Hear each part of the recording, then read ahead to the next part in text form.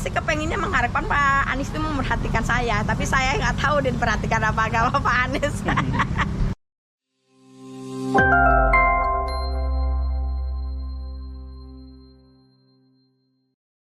Yang saya harapkan kan itu buat masa depan anak-anak saya juga.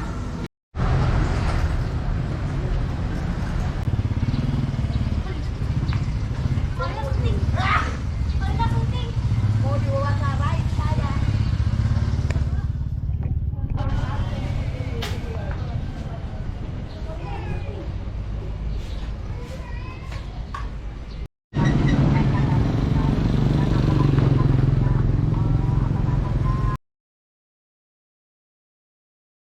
Dari peletakan batu pertama, Pak Gubernur itu saya paling nomor satu, paling depan. Saya nyaksikan Pak Gubernur gimana adanya bangunan di sini, kan saya warga asli sini. Saya ada dampak, satu debu, kedua rumah saya pada retak kena benturan-benturan pancang. Saya bilang gitu, oh boleh Bu, pakai sarana yang ada di dalam apabila Ibu bisa dagang. Nah, disiapkan tuh dagang di dalam. Saya dari pertama sampai sekarang udah mau jadi, emang saya diizinkan dagang di dalam. Nah, setelah itu saya sekarang udah nggak boleh dagang di dalam lagi, dipindahkan kantinnya di sebelah sana BMW, sana BMW. Tapi fasilitas di BMW sama fasilitas di proyek dalam lingkungan JIS itu beda. Sekarang saya ada warung di sana.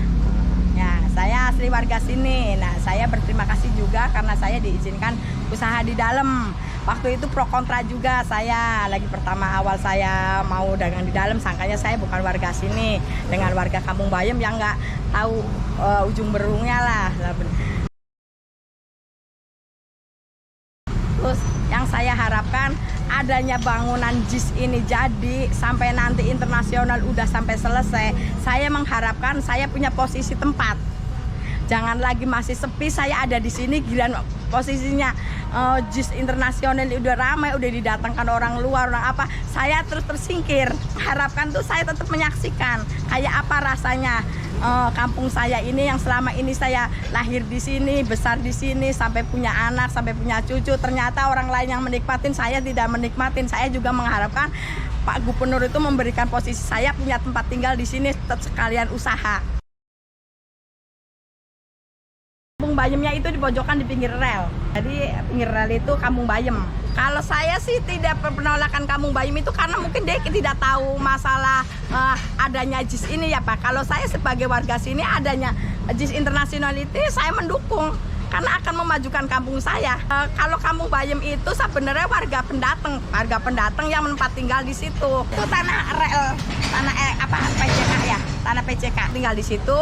Terus dia menanam di situ ya, jadi kan warga Kampung Bayem gitu. Karena ada tim suksesnya Pak Bu Neno Warisman di situ. Tim suksesnya Bu Neno Warisman di situlah Kampung Bayem. Setahu saya warga semua Kampung Bayem pada dapat semua. Ada yang bisa ngontrak rumah, ada yang bisa beli rumah pun ada. Yang tadinya nggak punya rumah. Dibayar Pak Anies, dibayar sama Pak Cakpro. Kalau dibilang katanya ada yang nggak dapat, nggak mungkin. Tuh ada warganya, saksinya juga ada. Rumah saya sendiri di sini, emang sih saya akuin saya masih tanahnya masih surat kiri, belum resmi kan yang namanya sertifikat asli untuk selamanya. Nomor satu, lapangan kerja. Kalau untuk masalah dipindahkan atau digusur nanti urusannya katanya bagaimana nanti. Itu urusan gubernur, yang penting dikasih yang pengangguran atau anak mudanya atau ibu-ibunya yang masih layak dipekerjakan, pengen dikerjakan. Untuk anak mudanya, generasinya yang pada lulusan SMA pada nganggur-nganggur ini mengharapkan dapat panggilan kerja. Tapi sampai saat sekarang ini belum ada yang warga sini yang dipekerjakan di dalam. Saya sih mengharapkan seperti itu. Bukan warga asli.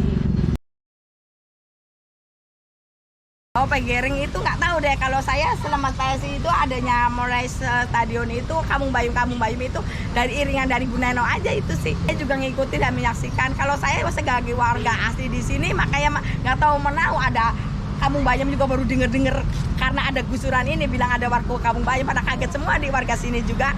Wah, apa ada warga Kampung Bayem? Siapa yang namakan gitu kan? Karena setahu saya di situ hanya taman kebon. pengebon kayak di sini ada pengebon itu bikin gubuk-gubukan sekalian nginep di situ karena dia ngebon di situ biar karena dia mau ngontrak mungkin kata kurang mampu untuk ngontrak dia bikin gubuk di situ.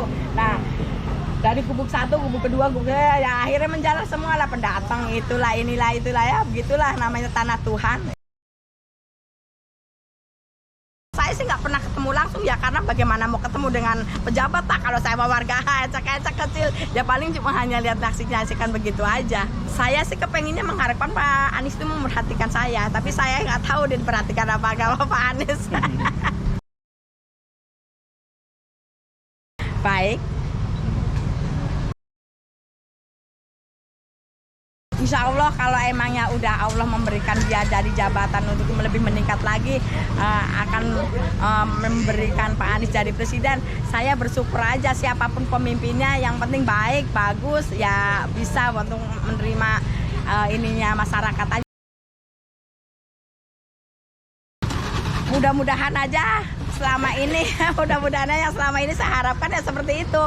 Ada perhatian kayak sekarang nih lagi teriak-teriak minyak nih. Saya sebagai ibu yang pedagang, minyak itu mahal tuh. Dampaknya dari mana gitu loh. Kenapa minyak itu mahal? Sedangkan Indonesia ini katanya kaya.